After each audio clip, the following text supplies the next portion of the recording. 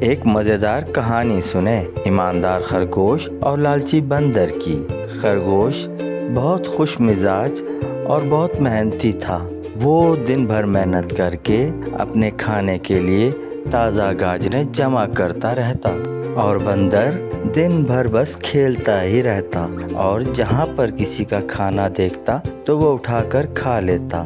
ایک دن اس نے دیکھا کہ خرگوش نے بہت ساری گاجریں جمع کر لی ہیں۔ بندر کے دل میں لالچ آ گئی۔ اس نے وہ ساری گاجریں اٹھا لیں اور کہنے لگا، یہ تو بس میری ہیں۔ بندر کی اس حرکت کو دیکھ کر خرگوش پریشان ہو گیا اور کہنے لگا، دوست، اتنی لالچ ٹھیک نہیں ہے۔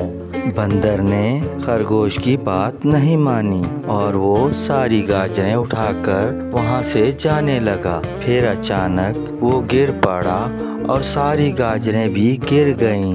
پھر خرگوش نے یہ دیکھا اور کہنے لگا، تم نے لالچ کی اور لالچ کا یہی انجام ہوتا ہے۔ بندر کو اپنی غلطی پہ شرمندگی ہوئی اور وہ کہنے لگا خرگوش سے، مجھے معاف کر دو، ہم مل کر بانٹ لیتے ہیں۔ خرگوش بڑا ایماندار تھا اور اس نے کہا، مسکرا کے دوستی میں سب کچھ شیئر کرنا چاہیے۔